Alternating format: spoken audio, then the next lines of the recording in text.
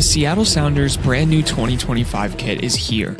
Inspired by two traditional Southern Coast Salish weaving techniques, twilling and twinning. These techniques, passed down through generations, honor the resilience, deep-rooted ties, and creativity that define the cultural fabric of this region. The striking deep blue jersey will be worn by the Sounders for the next 2 seasons to honor the club's deep connection with the Puget Sound and shared responsibility as stewards of the greater Salish Sea watershed. Backing up that commitment, the Seattle Sounders will donate up to $50,000 to benefit community charities around the Puget Sound region. To get your very own Salish Sea kit, visit lobbingscorchers.com/kit. That's lobbingscorchers.com/KIT.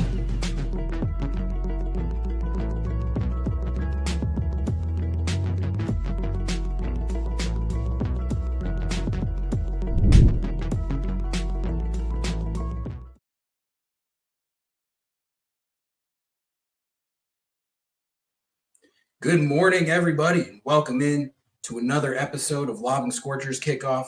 I'm Ari, that's Niko. We've got a great show for you all here this morning. We're going to be breaking down yet another Seattle Sounders win, this time 3-1 at Houston Dynamo. We're going to be sizing up a massive 2-game road swing that they have at LAFC midweek and at Portland Timbers on the weekend.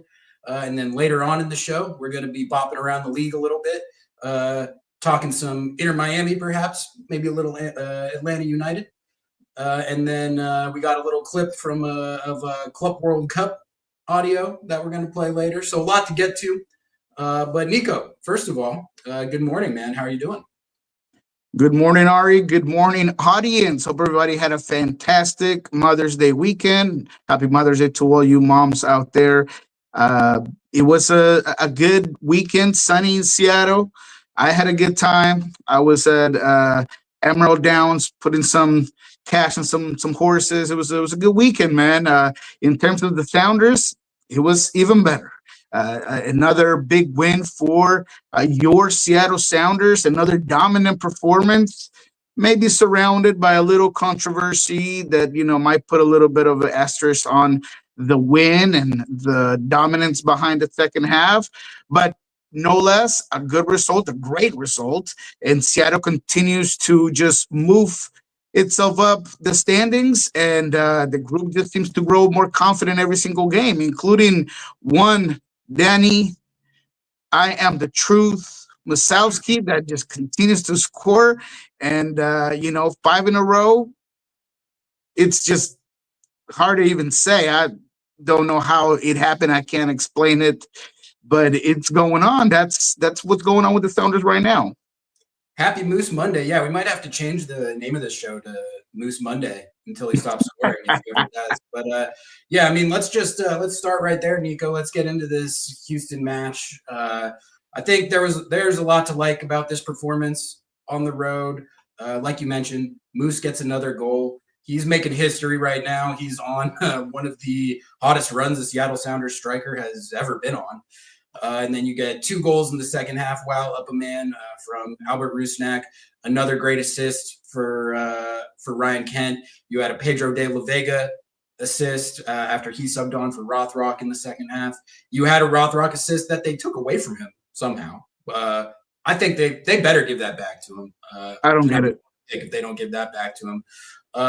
But I guess, Niko, why don't you just lay down your overall takeaways from this match and that performance, and then we can get into the red card call and what we saw in the second half a little bit. But what'd you take away from this 3-1 victory at Houston? My biggest takeaway is that this Sounders team is slowly, but now consistently, really found their principles and concepts to be efficient on the field. That first half before the red card to Obafemi, even then Seattle was playing a great game. I mean, you look at that goal by Moose and the way they come out of the back, the quick ball to Paul Rothrock. Paul Rothrock, again, I don't know how you don't give him that assist. He puts the ball in. It's a quick deflection. And Danny Musovski, I mean, you got to give him credit because it is a deflection. The ball does change his trajectory, and he's able to just put his head on it and just put it away. I thought that the Sounders, for about 10 minutes, did get put into some pressure right before the goal and right after the goal. Set pieces is something that we were looking at going into this game, right? I mean, we talked about it on Friday with Jeremiah. There were 3 players to watch. They were both decent in this one. And one of them was McGlynn. And because of his services, because of that quality left foot. And unfortunately in this one, I don't know if Steph could have done more. I saw some criticism of Steph, but I guess that just seems to be a thing of what happens now every single time there's a goal. But all in all, in that particular moment, I think we could have done, or the Sounders could have done something more defensively. I think that Obed, out of all the things he does great, set piece defending isn't necessarily one of those things, but, credit to a great header by Obafemi that later gets the red card. But even when set into pressure, I think that Seattle's build-up was so good all game long. And maybe there were moments, there were times where it wasn't as sharp, but for me, it's just working, and he continues to get better. I love to see Cristian Roldan having such an impact right now. I thought that he was a big-time player in this one, defensively, offensively, being the guy that at times gets brought in between the 2 center backs when necessary to help in the build-up, to help defensively. I thought Albert Rustak had a hell of a game, and it wasn't just the brace. It was just the movement off the ball. And, of course, how can we not talk about Ryan Kent, right? Ryan Kent is just another player that's red hot. First time that we get to see him starting off, and I was happy. I thought that he was influential. I thought he had several opportunities to get an assist. There's one that he gives to Alex Roldan in the first half where, again, just that body movement, his ability on the ball, he gets into the 18 and he puts a perfect cross into a small space where Alex Roldan was located.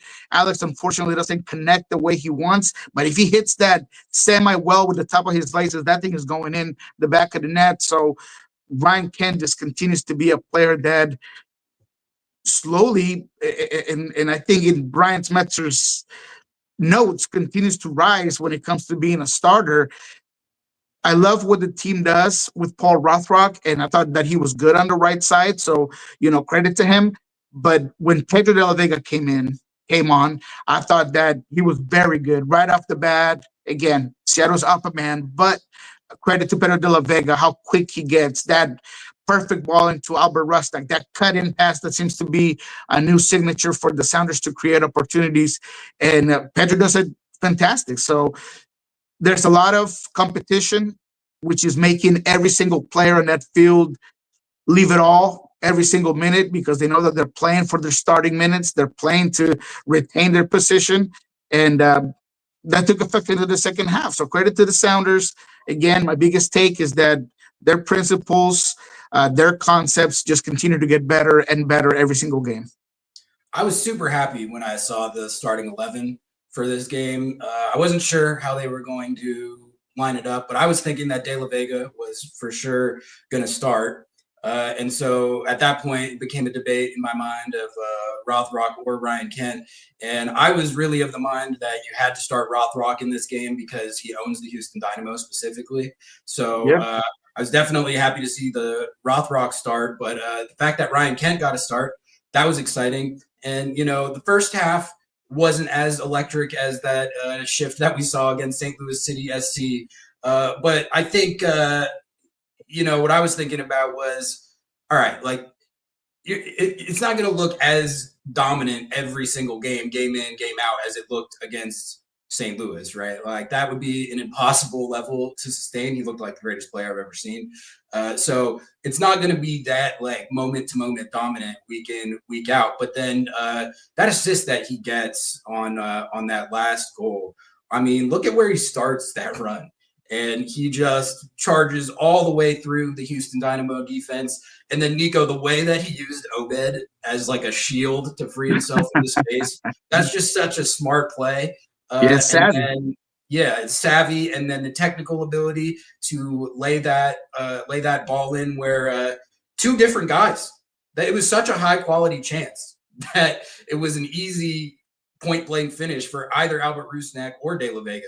Rusnak gets the goal, but De La Vega easily could have had that goal too. So the chance generation over this last stretch of games continues to be phenomenal. Even the De La Vega one where he cut it back to Rusnak, he's got Moose right there too. That's another one where he's got two options to pick out. I loved what he ended up doing and finding the trailing runner with Rusnak. I think that ended up being an even higher percentage look. Rusnak from that area of the box with no one around him. That's just a great look. So yeah, let's talk about the red card though, because that was the fork in the road moment of this game, so to speak. It was a memorable shift for Femi, friend of the show. The one player that Lobbing Scorchers has interviewed from an opposing team ended up being the main character in this game. He gets his first MLS goal. Like you mentioned, set piece defending continues to be an issue for this team. We'll get to that. But he scores the goal to equalize it. And then just 6 minutes later, the play of the game happened where Steph Fry boots it long. And it's a great play by Moose, Niko. It's a great play by Moose to position himself in a way that puts the CB under a ton of pressure there. And then as the ball's coming down, I think it does hit Femi in the hand. And where do you come down on this call? Because I've watched it a lot, thought about it a lot. It's unlucky. I feel for the kid. I believe that he wasn't trying to do it.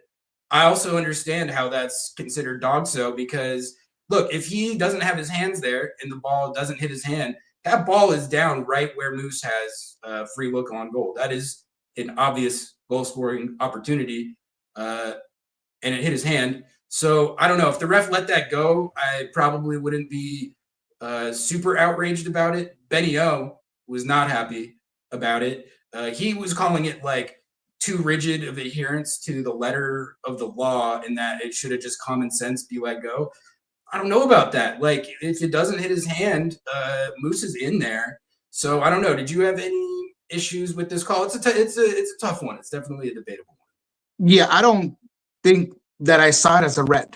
I've looked at it a couple of times, and he's playing the player. I mean, he's not going after the ball, and I understand that by the letter of the law, it is an unnatural positioning of the hand. But to me, there's always going to be, although that got taken off the letter of the law, is the intent. I don't think there's any sort of intent from a young player that, like you said, credit to Moose. He showed his experience, and even Benny after the game, although he did say that he feels like there's something, he didn't say this, I'm paraphrasing this part, but he feels like there's something weird about the fact that he's played the Sounders 7 times and he's gotten 6 cards in those 7 games.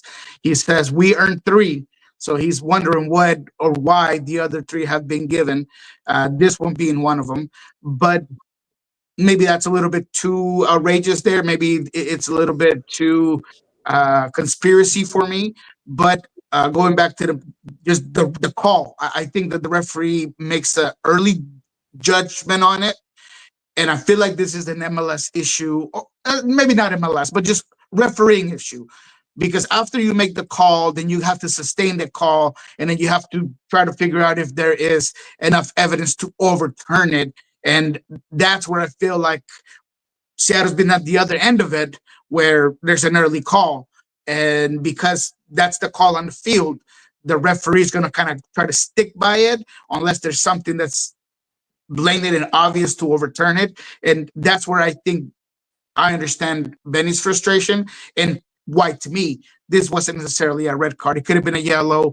Give the penalty kick. I just do think that it's maybe a harsh red.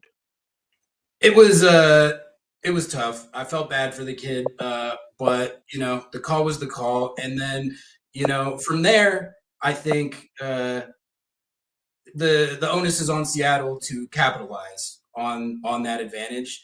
And that's what they did, Niko. I loved how they came out of the locker room in the second half there. After the red, I was thinking, okay, you have a few minutes before halftime here.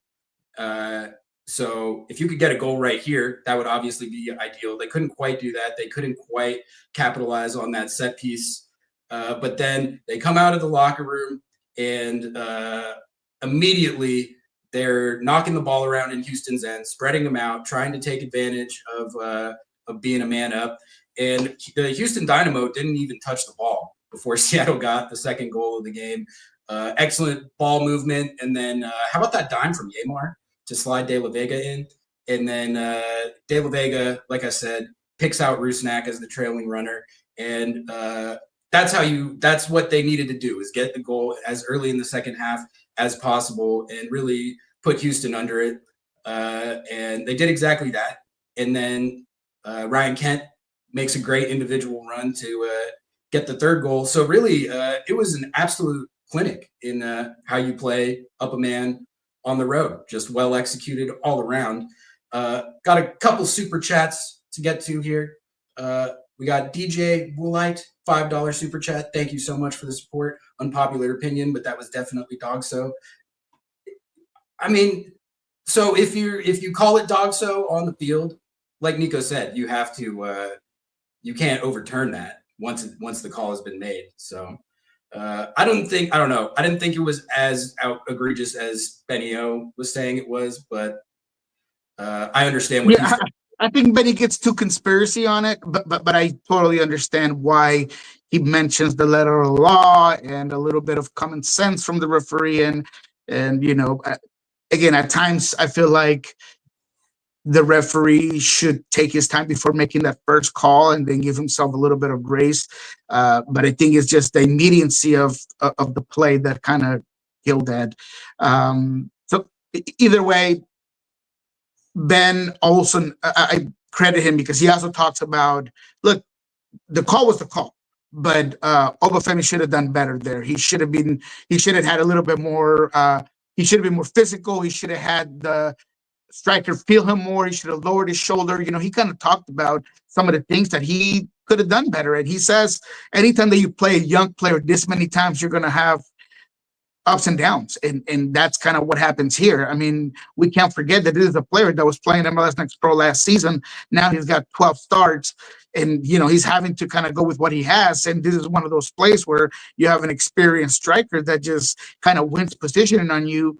And that kind of leads to that issue. So yes, I don't like the call personally, but then there's also a credit to Moose and a learning experience for Obafemi to kind of learn for the future. Bad Sequels, thank you for the $5 super chat. Moose is not the Sounders' best striker, but I think there's an argument that he might be the best striker for the scheme that we're trying to play. Niko, what do you think of that? I love this because it's a point of conversation because we tend to have the immediacy of the result, you know, take over common sense, and that's all good and well. I think you play the red hot hand. I mean, it'd be really hard to take Moose off, even if Jordan was completely healthy. I mean, it would almost be unfair because the guy's in such a hot streak, but I do not agree.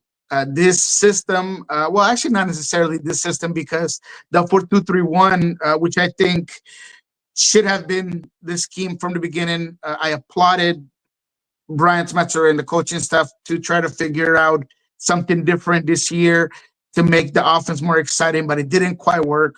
Going back to the 4-2-3-1, I feel like puts your best players out on the field. But both of the systems are designed to work better with Jordan. And I think Jordan can do every single thing that Moose does. He just has more tools to his ability. He's got a higher ceiling, more potential. And I realized that there's a lot of stigmas about Jordan Morris. And look, I'm one that has criticized Jordan in the past for his lack of finishing and his lack of certain abilities. But I think that he's really grown as a striker. I feel like he can play the part. So I do not agree. I feel like Jordan is the better option and an option that can work just as good as Moose under this system. But that does not take away the credit and the effort and everything that Musovski has done. And I want to clarify again, if this kid continues to just put it in the back of the net every single game, let him go. let that ride unless he's unfit to play or you need to manage his minutes. You got to play the hot hand because at the end of it, and the bottom line is that he's just feeling it. And when you're feeling it, you just go with it, ride the wave. It's going to be interesting to see what happens if Moose stays this hot. I don't think he's going to score a goal every single game for the rest of the season, but with the form he's in right now, I wouldn't put it past him to stay productive going forward. So, it's not going to be an issue for a few more weeks, but we'll see what happens. Derek Richards, thank you for the $3 super sticker. Appreciate you, man. Noah says subbing, so you change your mic input to the correct one. Sorry. Does it sound better now? Does it sound like it's coming through my microphone? Because my input is selected correctly. So hopefully that's fixed now. Yeah, I was having some audio issues too there, Noah, but I sound good to you, figured it out. Yeah, I think you sound fine, but Noah's the expert. He has that certain ear that our mere mortals don't understand. So I would listen to my God Noah. I'm at a loss. I have it absolutely selected, so I don't know why this keeps happening. Sorry, guys. I'm gonna have to keep it rolling. All right, Niko. What? In terms of the overall thought on Moose, I think that he'd be happy to continue to play, and I don't think you'd find him be upset about just kind of switch back to the role he had before. We all know that the duty that we have when we are part of a collective unit, part of a team, and I think that Moose has proven that. He's reached the most goals he's ever had in a season already. I think that it'd be easy for him to at least get to double digits at this point in time by the end of the season. So he's about to have best season of his career. So when Jordan comes back, I don't think that you would find him upset that he's going to be part of the rotation or not. But when you look at the roster, the way it's constructed, Jordan Morris has to continue to be your striker, and there's no ways around it. And I think we should all just feel lucky, or the Sounder fan base should feel lucky that they're having a guy like Moose that's feeling as good as he's feeling. And Brian mentioned this, and I think this is something that we need to remember. When Jordan Morris and even Jesus Ferreira were trying their time, their slot moment, when they had their number at that 9th position, the team was not playing as well as they are now.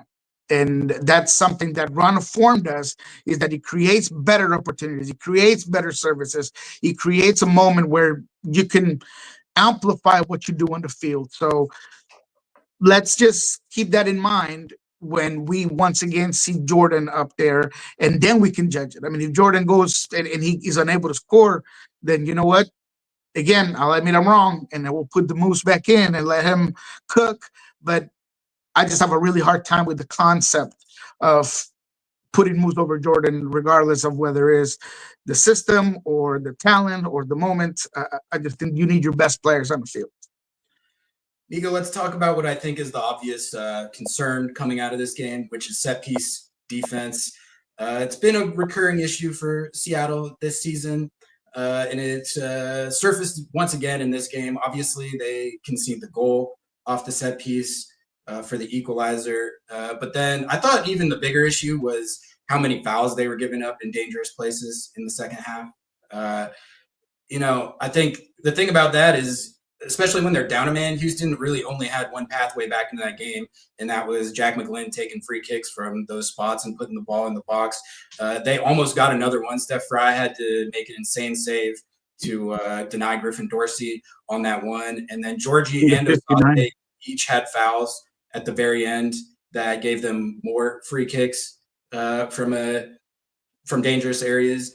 Niko, what's your concern level about the set piece defense right now? I think it's concerning, especially because it has become a trend, right? And I am all in for being confident in your team. And Brian has said that even in the Colorado 1-1 draw, where it seemed like every single corner kick and set piece that Colorado would put into a team would result in a open header into goal. And Brian kind of touched on it there. He said, "Look, I'm confident in how we defend, and I'm okay with that. You have very good defenders, but there is a way for teams to kind of realize which players to pick on, and it's typically going to the far post that is limiting your team.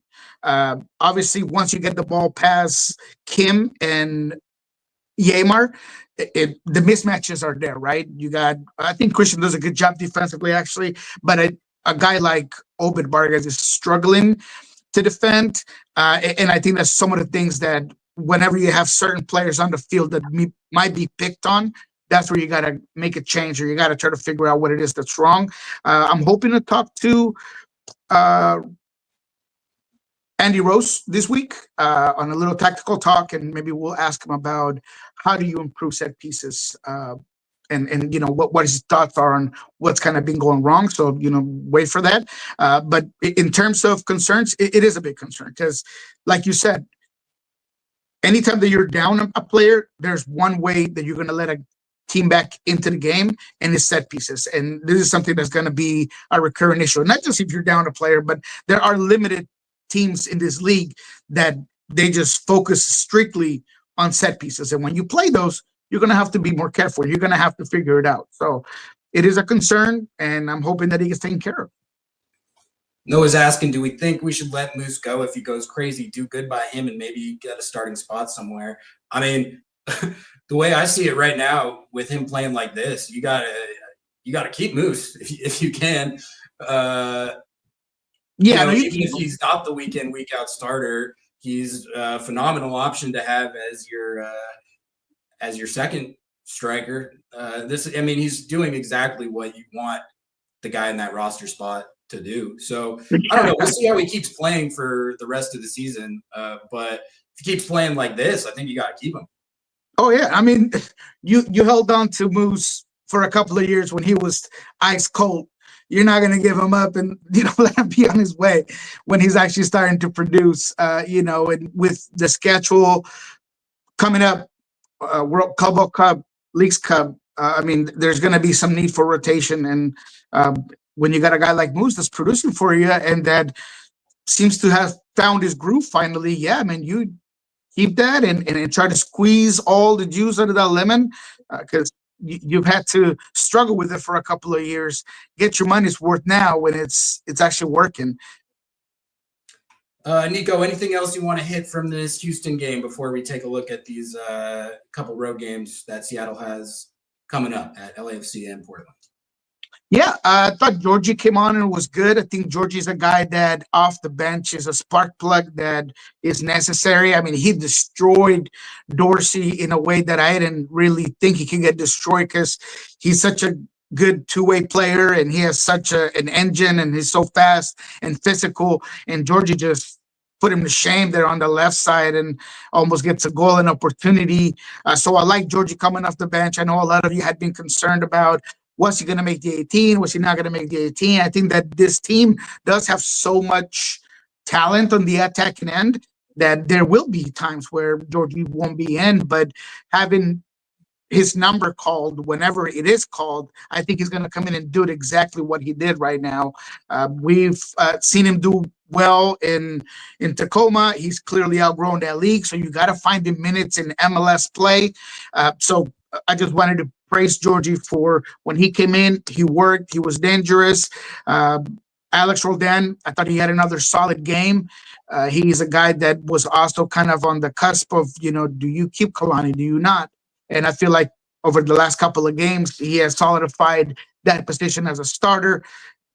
I'm going to one more time applaud Brian Smetzer for switching to the 4-2-3-1. I feel like that's working so well. It's making things a lot simpler. You're getting a lot of guys in the box. You're attacking, especially in transition, seems to be so much better. There were opportunities here that were missed against Houston, but those quick moments of transition and the the sequence of passes, the patterns, the combination play was very good for the Sounders, and I think it's going to continue to get better. Look, and you said it, this wasn't as perfect and as dominant as that St. Louis game, but taking a look at a team that eventually had to just drop in, play more compact because they're down a player and they're having to be selective and go off the counter. I thought Seattle managed that well, right? So every single game is different. Every single game gives you the opportunity to work certain circumstantial soccer. And I thought that Seattle did it well. So all in all, I see the progress, and that's all you could ask for when it comes to this Sounders team. The situation right now is you got LAFC on Wednesday, and then obviously a huge derby at Portland on Saturday. So I think the question is, how do you rotate? How do you mix and match the lineup? Is there one game you prioritize over the other? Who do you start in what game? So how do you see this? Do you maybe rotate more for this LAFC game, knowing that they're coming off short rest as well, with an eye towards Portland, or do you take a different approach? Nope, I think you rotate. I think that was the plan. That is the advantage of getting the points when you can get them. And going into this Houston game, I had said it on Friday. When you look at the 3-game road trip, if there's one game that you could almost guarantee yourself a win, was against Houston. They had issues defensively. They were without Franco Escobar. They were going to have to play Steres.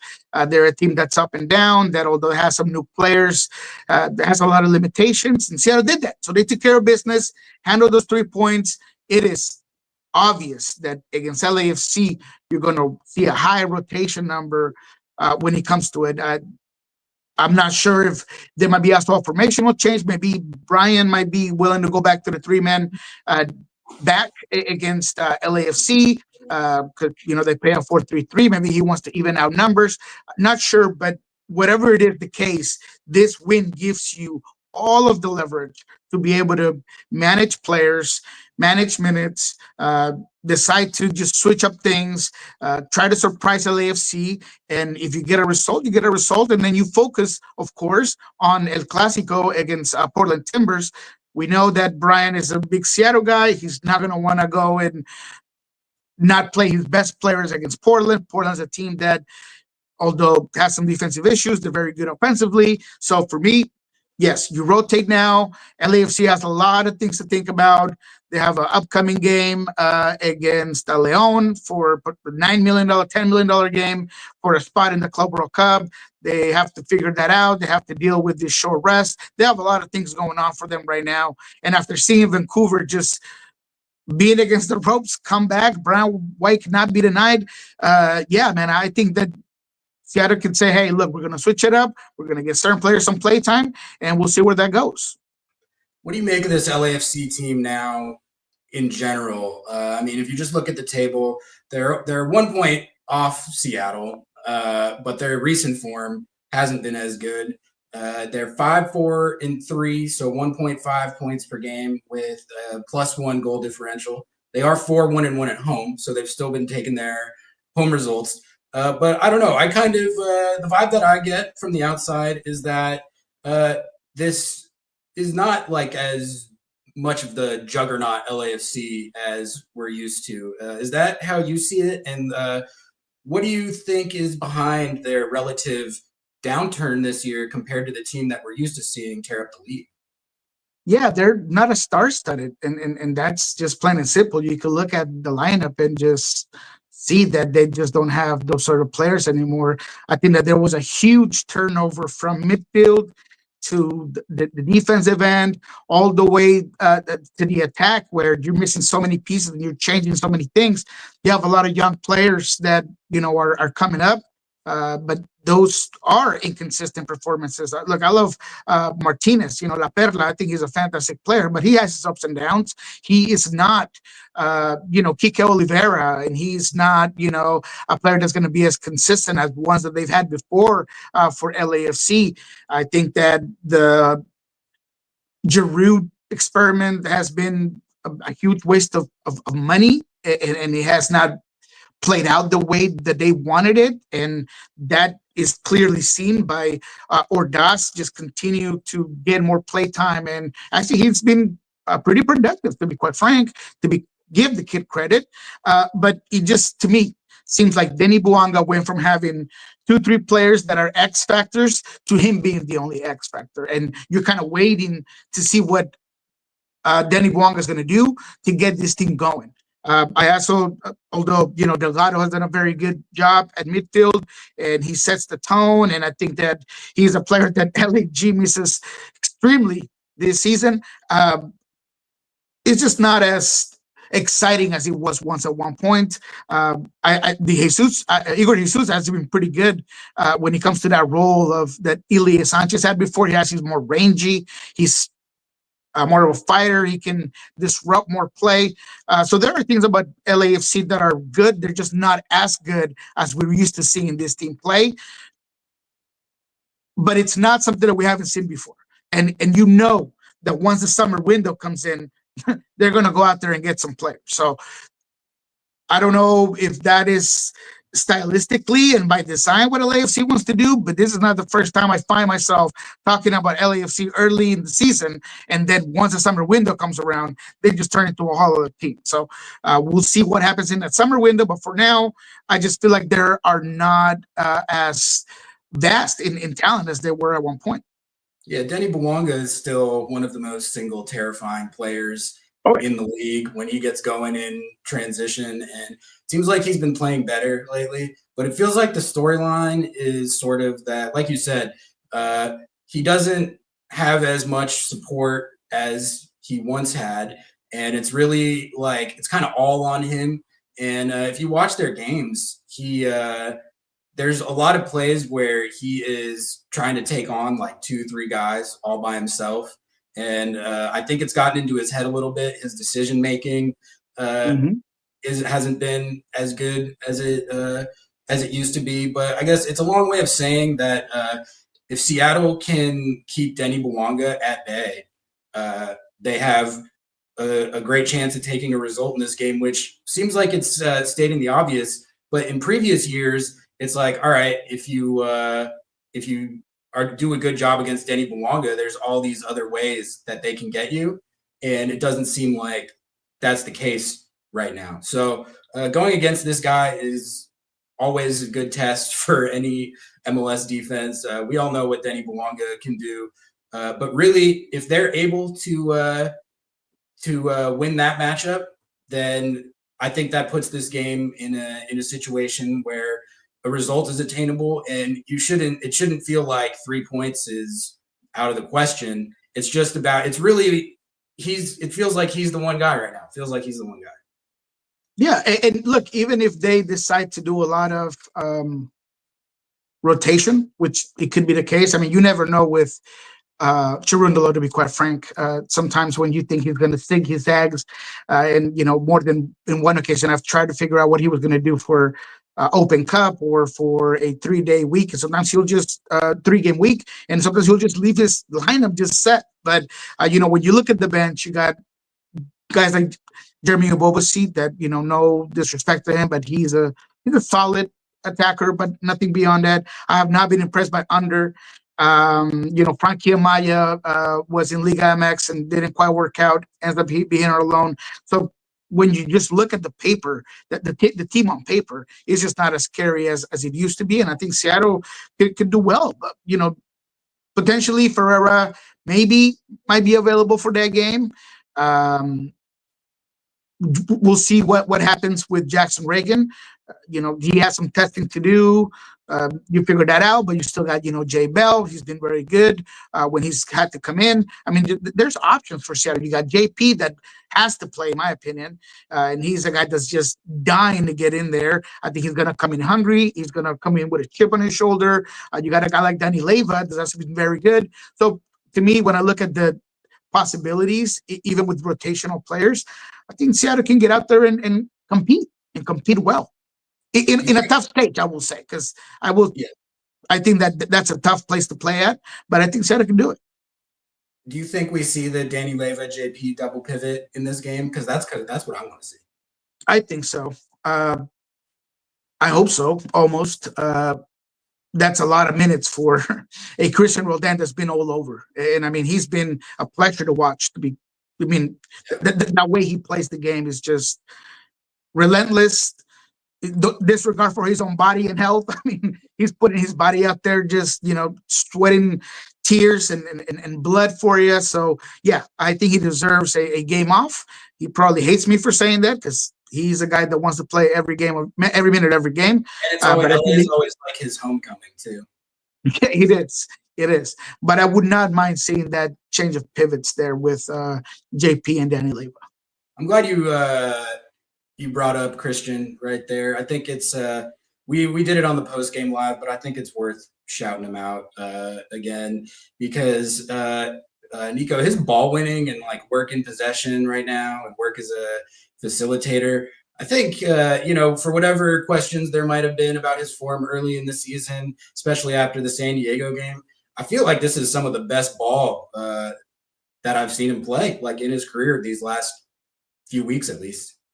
Yeah, no, and look, Alex, Cristian Roldan is always going to give you certain things. He's always going to give you effort. He's always going to give you range of play. He's going to give you physicalness. But there were some moments this season where his ball distribution wasn't as sharp. He was, to me, getting exposed a lot by the way the 3-5-2 would work in the three-man setup. And, we talked about it a little bit. Sometimes Obed kind of disagreed with my take, but I felt like Cristian didn't, in terms of how that system just kind of makes you work a little bit more. And depending on what certain players do on the field, it can put you off position. And I feel like, to me, Cristian was exposed the most on it.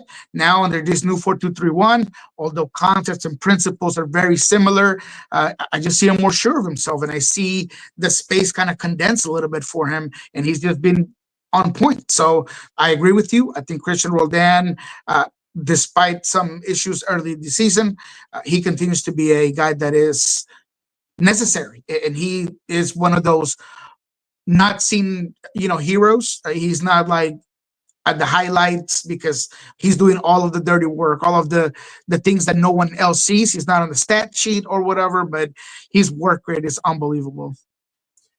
Let's talk about the Portland Timbies a little bit. They're coming off a 1-0 win over Sporting Kansas City, the club of professional wrestling enthusiasts. Which, a win's a win, but Sporting KC is not that good this year. It wasn't like a super convincing win, at least not on the scoreboard. But the way I see the Timbies right now is honestly, they were one of the hotter teams in the league for the last few weeks before they got blown out in San Jose. But I think it's pretty much a similar story to what you're usually going to get with this team, which is, look, it's a high-powered offense. They can score goals on their day with absolutely anybody. So you're always going to have to deal with that. But they're also liable to, as you saw in the Earthquakes game, they're also liable to concede a few at any given time. So in a game like this, Seattle, with how Seattle's attack is playing right now, I feel like it should be a good matchup. They should be able to score with them in theory. But also I already talked about it when we were talking about this game a little bit, but there was a storyline for a long time of Portland dominating this rivalry for the last 2 years before last year, where Seattle finally beat them after a stretch of like 8, 9, 10 games, whatever it was. They were dominating the rivalry, even though their team wasn't that, like, it wasn't anything special. But they would always use it as like a course correction. They would be in a poor run of form. They would look at the Seattle game. They would play like absolute godforsaken maniacs out there. And Brian Schmetzer even acknowledged that there were times where Seattle wasn't matching that intensity. So they really, I think one of the biggest things with this game this weekend is just making sure that you do match that intensity. And if you're able to do that as a baseline, it's not like the Portland Timbies are impossible to score on, even at Providence Park. So what do you make of the Timbies this year and what Phil Neville's got going I think they've been good, and they've done enough to. And I said this on our live show there at Starfire. They're a team that understands their weaknesses, and they know what they need to do to win games. And it's usually scoring more than the other team. That wasn't necessarily in display against Kansas City. I was actually disappointed with the attacking movement for Timbers overall. Fantastic goal by Santiago Moreno. If you haven't seen it, go ahead and check it out. I mean, it's a beautiful half volley sort of situation there that was just excellent. Just the control. The Costa has been unreal. I still don't put him in the Evander category. I've heard a lot of Timber fans and some pundits talk about the Costa being as good as Evander. I don't think he's as good, but he's been very good. Anthony has given this team a problem type of winger or wingback, depending on how they play him. But on wide areas, Anthony is an issue every single game. He's so creative. He can come inside. He's good on the ball. He'll beat you off the dribble. He is someone that can be very goal dangerous if you let him. A lot of components there. I'm trying to figure out how and in what form Jonathan Rodriguez is going to come in. Had a leg injury. He finally got some minutes last against Sporting Kansas City. We'll see how he plays moving forward. But I think Mora has been very good. Mora is that Danny Musowski type that, he's going to do what the coach asks. He's going to be frustrating to play against. He's going to win a lot of aerial duels. I think it's a very good finisher when he gets a chance to. So this is a team that offensively does a lot of good things. For me, the Achilles heel continues to be the midfield, whether it's Ayala and Jao Ortiz or various formations that they've tried at midfield. I don't see the consistency that they had at one point with Juan Diego Chara, and that's an issue. It's an issue. I think Joe Ortiz is very limited. I remember him from Delfín, from Independiente del Valle, and he's a player that's good, that you would see, that I would call an experienced midfielder that's more of a slide disruptor, and he's going to play simple, and he's going to do certain things, but he's not as rangy. He doesn't have the speed of others in that specific position, and I think that you can play through Timbers midfield pretty easy when he's out there. And when both of your fullbacks are as offensive driven as Bravo and Mosquera are, there's always a ton of space to play behind them. So Timbers are going to go get you. They're going to want to put you in a Mexican brawl in the middle of the ring. We're going to go 1-for-1 shots. But if you're able to put them in a bind and not allow them to get forward and really make it difficult for them to make direct transitional play, I think it's anybody's game between Seattle and Timbers. Jax, thank you for coming in with the $5 super chat. Appreciate the support. We should calm down. We only beat a 10-man Houston. I hope we rotate the lineup a lot against LA and treat Portland away like effing final. I don't think you even need to qualify the Houston win like that, though. It counts. And another thing, what I would say about a game where you get a red card in your favor is you still have to capitalize on it, So I think what you can credit Seattle for there is they handled it professionally.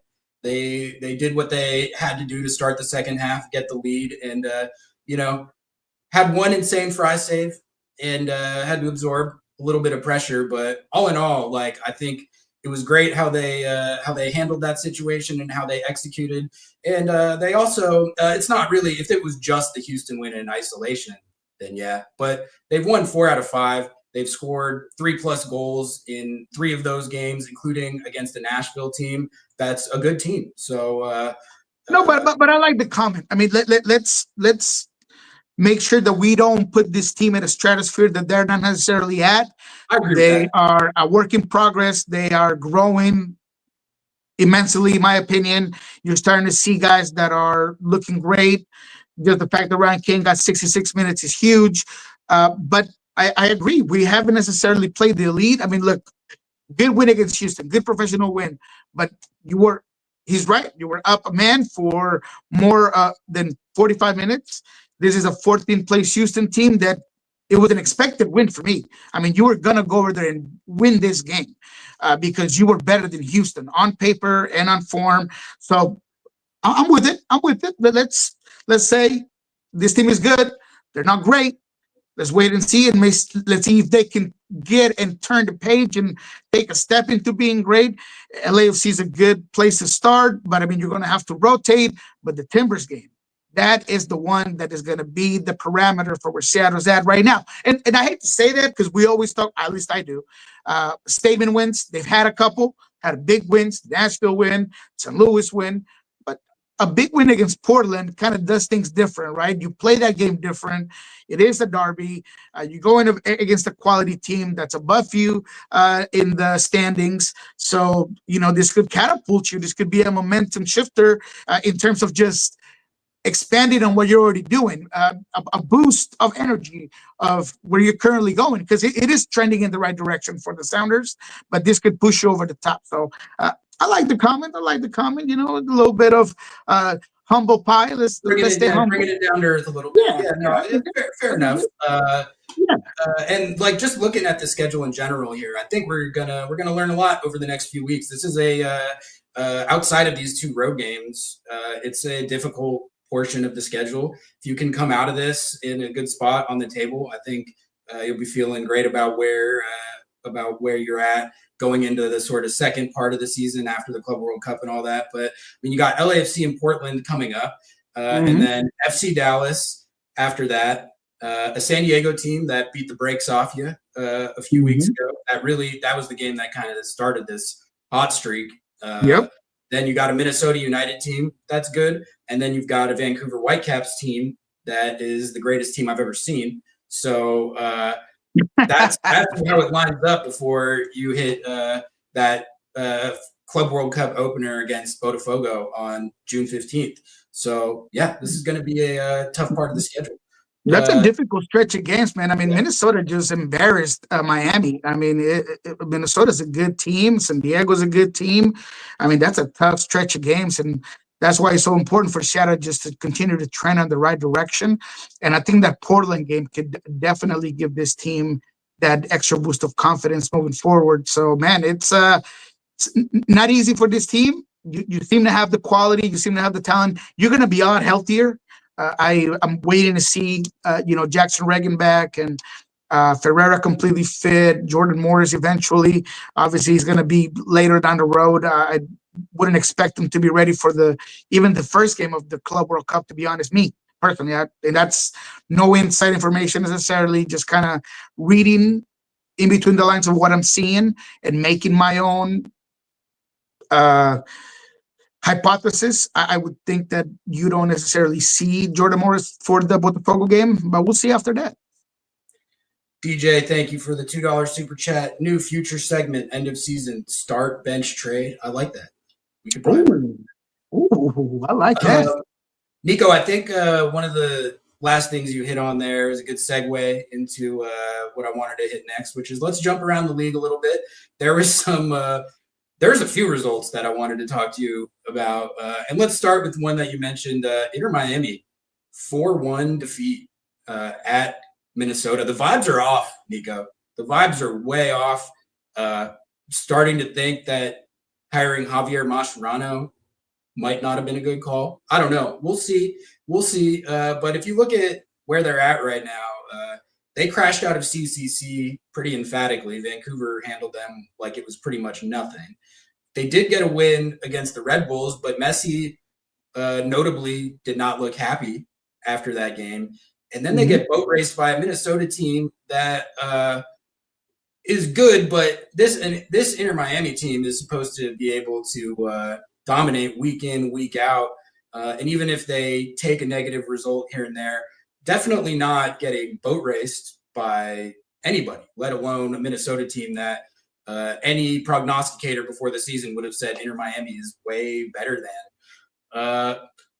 What's going on, Niko? I mean, we've talked about it a lot, but it seems like this week it hit like a kind of a new low for the poor run of form that they're in right now. Are Messi and the Barca boys chalked? Are they chalked?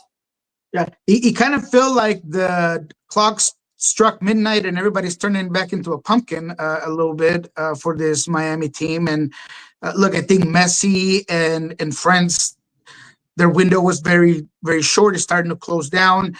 They need a 9. They don't have one right now. And the fact that Luis Suarez just looks like those knees finally decided to retire before he did, it's an issue. And now you're having to play with Messi as a false 9, and you're doing all of these things to kind of make it work. And it hasn't. You lost that gunpowder at the end of that Lionel Messi spear, and when it's not him off of set pieces, and it's not him off of running to the 18, it just becomes very difficult. And when you play a team like Minnesota, that if anything, they have an identity, they're going to have a lot of numbers behind the ball. They're not going to allow you to have a lot of space. They're going to overpopulate the half spaces. It just becomes difficult, and that's what happened. You saw the frustration build. You saw Mascherano trying to make certain things happen, and it just wasn't working. I think Busquets has taken a step back from last season. I think that Kremaski, regardless of the progress he's had since Tata Martino started playing him, he is just not that guy that's going to put the game on, or the team on his shoulders. And I feel like in the white play, they just don't have that guy that's going to stretch out your defense, and he's going to make a problem. Segovia is a guy that has been doing it, but hasn't done it consistently for this team. So all in all, man, I think you saw it coming. And, I hate to say that because they did start off pretty hot.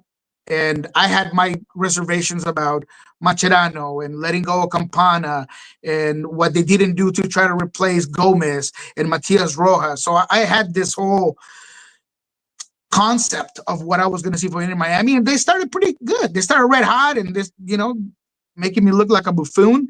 But now it's all kind of starting to go back to that alone. The amount of players, the amount of games, the amount of tournaments, the amount of travel time, all of that wears deep on a team, especially when they're as old as Inter Miami. And look, Vancouver kind of put the plan for everybody to follow, man. You just got to make them run because they're slow. You got to make them work. And Sorensen said it in a press conference, man. You just got to make sure that you do what you do. And that's kind of what Minnesota did. They had somewhere close to 30% possession in this game, but it was just quick counters. We're going to put the ball direct, and we're going to get you running. And that's the way they won this game, man. So Inter Miami just looks like they were found. And now if you play them to exploit all the things they don't do well, it's just a different game, especially when you're reliant on Messi to do magic. And I just don't know if he has it consistently enough. He's a little bit older, man. It's just Father Time is undefeated. Turns out you can't buy an MLS Cup or a Champions Cup. Exactly. That's fair. I think how this season has gone so far is perhaps the most clear evidence that we have of that yet. Look at what's happening to Inter Miami. Look at what's happening to Atlanta United. Look at what's still happening to Toronto FC. Look at what's still happening, or what's happening to Austin FC. These are all clubs that dropped bag after bag after bag. Inter Miami, you can't fault the scouting or recruitment on that. They scouted up a pretty good one and then kind of reaped the rewards of that in building a roster that, to be fair, did set the single season points record and win the Shield. Yeah. Whatever you think of Leagues Cup, they played very well in that tournament. But really, they were clear cut, far and away the best team in the league and played some of the best soccer I've seen played in the league. So you can't take that away from them, but It hasn't got them the trophy haul that they were expected to get from it. And Niko, in a league with Lionel Messi and Emmanuel Latte Loth for $22 million and Lorenzo Insigne and Bernadeschi, who got bought for a combined 30 whatever plus $40 million. The best goal scorers in MLS right now are Brian White and Danny Musovski. So go figure. Like, I don't know what to do with that information. I'm just it's statistically that's what's happening right now, and I think that's great. Niko, the LA Galaxy 7-0. That So, was I mean, look, crazy. it's we knew it was bad. We knew it was bad. We knew it was worse than we even thought it would be, given the offseason that they had and all of the departures that they had. I think a step back was fair to expect. But this is, I think, the worst start in MLS history, not just for a defending champion, but for anybody. This team is 0-9-3, 3 points on the season, 0.25 points per game, negative 20 goal differential after losing to 7-0. I mean, what do you do if you're the LA Galaxy at this point? Like, I think, like, can you fire a coach that just won you MLS Cup?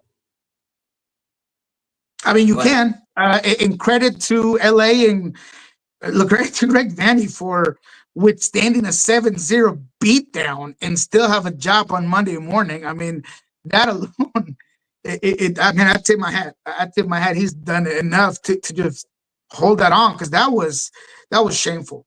I mean, I sat there and watched that with my youngest daughter. I mean, my daughter, and she just was like, "Daddy, this defender sucked," you know. And I mean, she's just like, "Why is he pushing so high?" I mean, she's 11.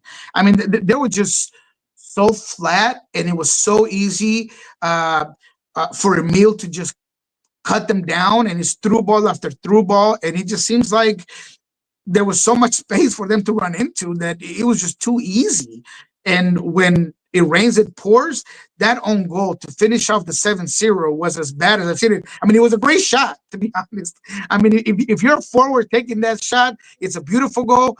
When you're a defender and you hit the ball with that much space back into your own goal, I mean, that just says we're just struggling right now. So New York Red Bulls are not that good. Let me tell you that right now. They are not that good. They are not that good, especially offensively. Say whatever you want about discipline positionally, and you know, Emil is a fantastic player in my opinion. I think he's been great from the moment he arrived, but they are not that good, man. And 7-0 is a beatdown that I cannot imagine, man. I honestly thought that at one point Vanney was going to go in there. I mean, Greg Vanney was going to go in there to be like, "All right, guys, let's call it, man. Let's just mercy rule." I mean, it was bad, man. It was really bad. I just don't know what the Greg Vanney situation should be, because obviously this start is apocalyptically bad. It is. But he's a proven winning coach in the league. He built Toronto FC into this juggernaut, which the further we get away from that, the more impressive an accomplishment that looks like when you consider what they looked like before and after the Greg Vanney era, right? And then he built the Galaxy into what they were last year, which is a team that played some of the best attacking soccer that we've seen in the league in the last few years.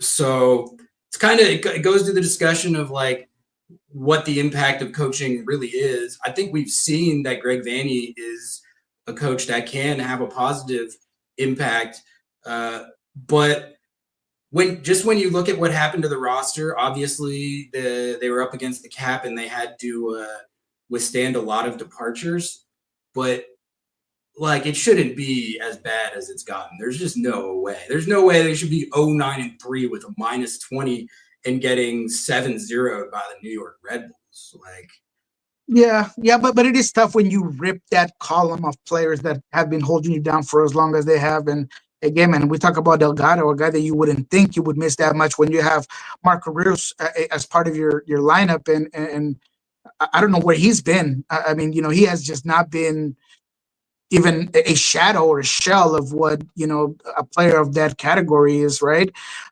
So between the fact of your midfield is just inefficient and your back line, I mean, Garces went from being a guy that I was following closely because he was so good last season as a center back. He came in and was a difference maker for this exact same Galaxy team, and now is just mistake after mistake.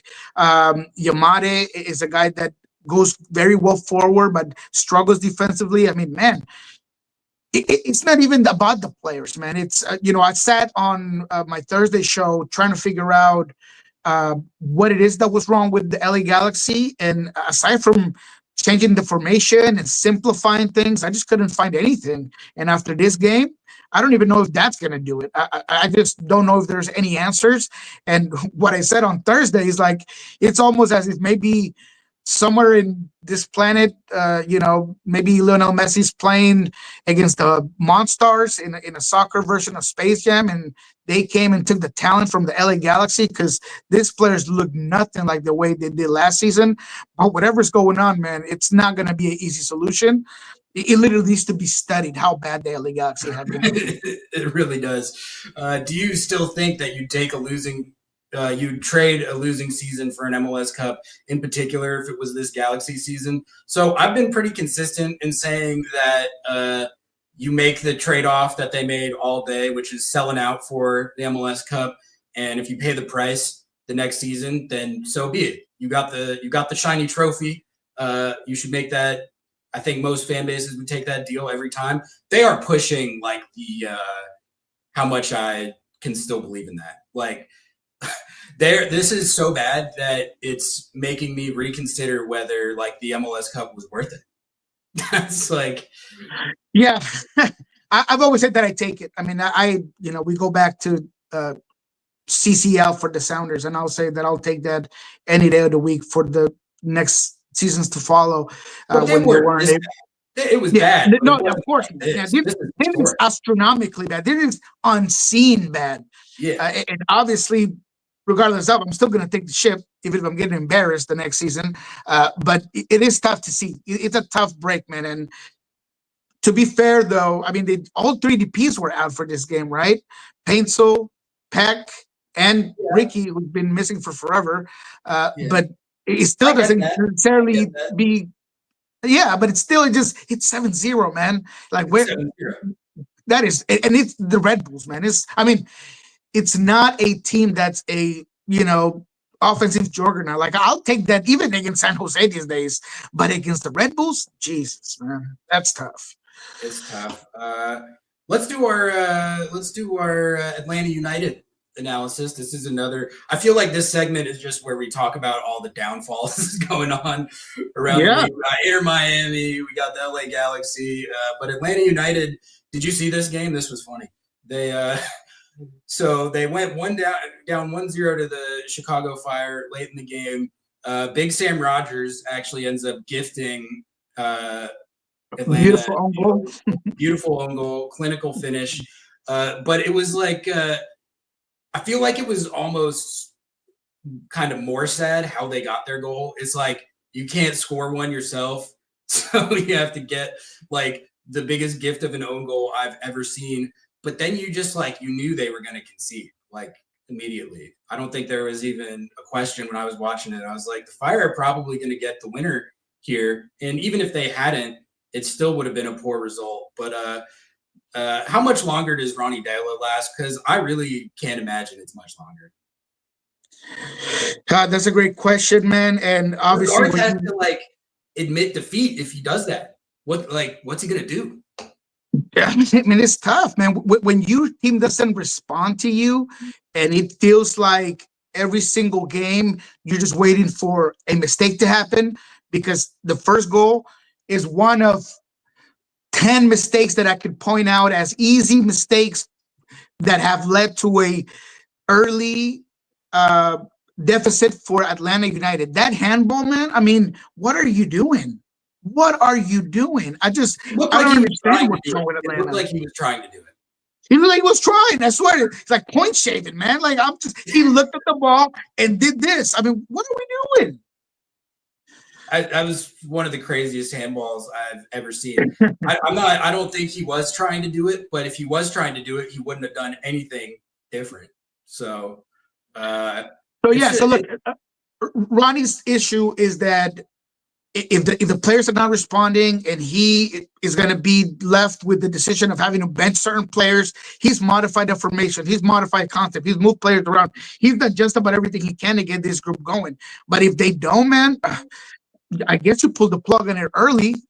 But where does that leave you as Atlanta, right? I mean, I've said this before, and maybe it's not fair because Tata Martino left for a better opportunity, but it's almost like the curse of the Argentino for this Atlanta club. Ever since Tata Martino left and had success when he did, it's been shams, especially with the coaches. Go back and look at the coaches. I mean, it's been mistake after mistake after mistake, and quick let go after quick let go. I think Gonzalo Pineda might have been the one that lasted the longest. I mean, it's insane what's happening with Atlanta. Too much money, too much talent, just not good enough. Simple, basic mistakes. This game was tough to watch. And again, at least you're hoping that they'll hold on to the 1-1 draw. And then the way that game-winning goal came for Chicago, it was just unreal to me. Unreal. It's wild. Niko, I think we're about ready to wrap it up here. We do have this Club World Cup clip from Arsene Wenger. Did you want to hit this before we get out of here? Yeah, man, I just wanted to, kind of get the ball rolling. We are getting close in on Club World Cup, huge stage for the Sounders. And in all general senses, I want to start hitting up a couple of these clips that, we're getting from FIFA. I was lucky enough, and this was a while back, that I was able to talk to Arsene Wenger, who was the chief of soccer development for FIFA. And, my question to him was, what was the benefit of having this new format that, I've heard a lot of players, even this week, I think Lautaro Martinez, Inter Milan player, had said that, it kind of reminds them of the real World Cup because of the groups and all these things. So it seems like players are digging it, but I wanted to know from him, Arsene Wenger, his experience and, what he thought was the positives of having this new format. And if you want to play that clip of what he said. Let's do it.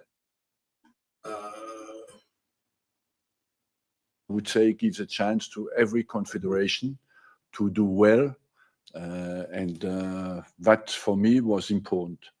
And I believe as well the unique way this competition is organized is they're all there together, at the same time, and for 1 month you show who has the quality, the stamina, and the determination to win it.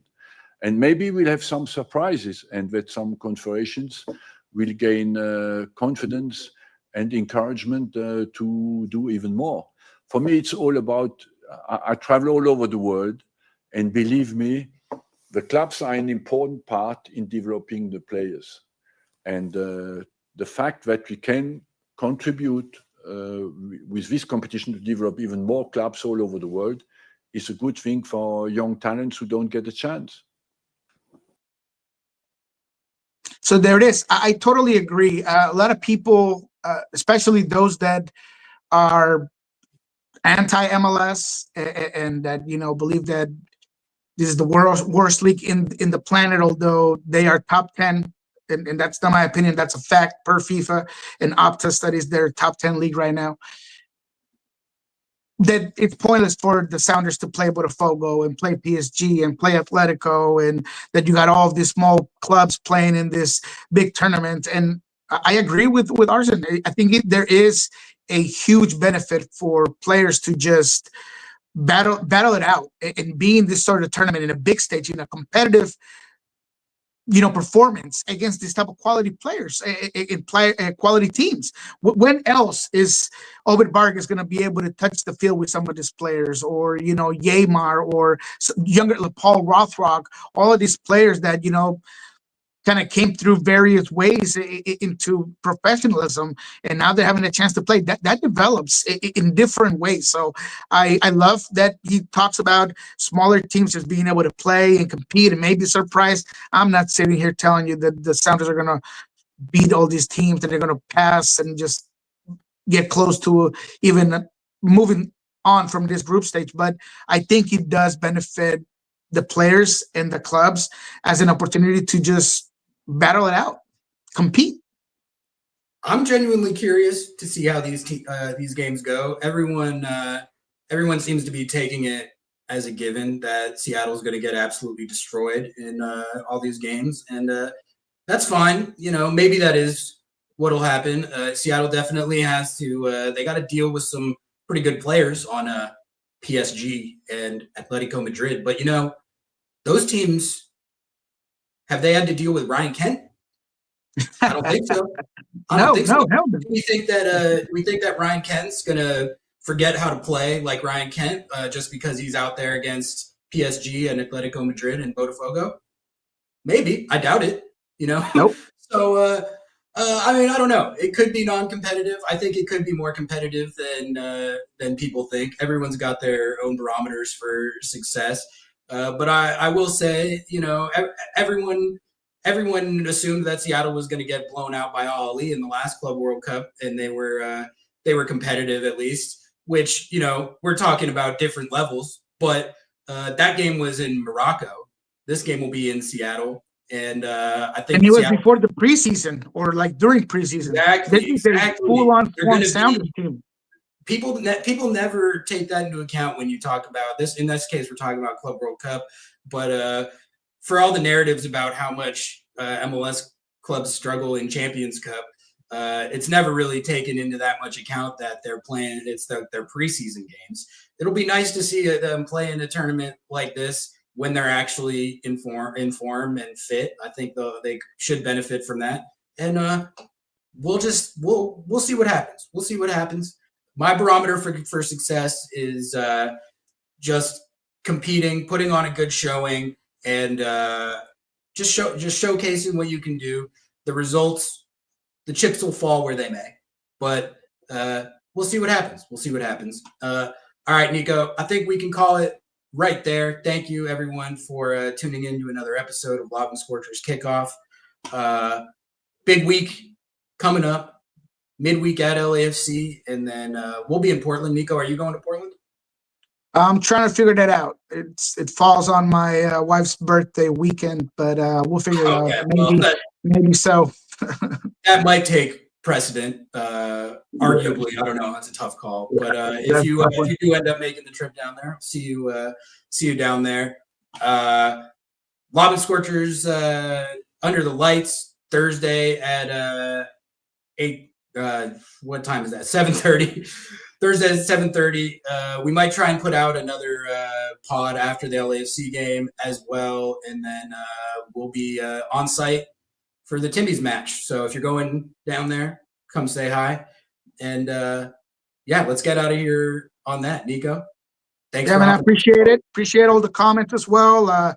I got to see some of you guys at the U.S. Open Cup game as well. So thanks to everybody to say hello, that wanted to chat for a bit. It's always pretty cool to see, the audience come in and say how much they like the show and the takes and all this. So grateful for all of you guys out there. Absolutely. And apologies for the audio issues. I got no idea what's going on with that, but we're going to fix it for the next one. Appreciate everyone bearing with that. All right, we're going to get out of here on that. Later, everybody. Have a good week. Don't want to give money to the oligarchs, but love lobbing Scorchers? Do we have a deal for you?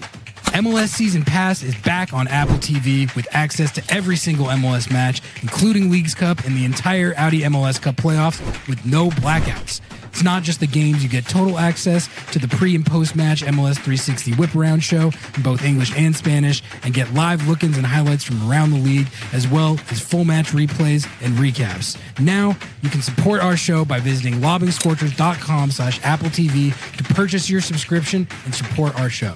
Lobbingscorchers.com/Apple TV. Please, don't let the oligarchs win.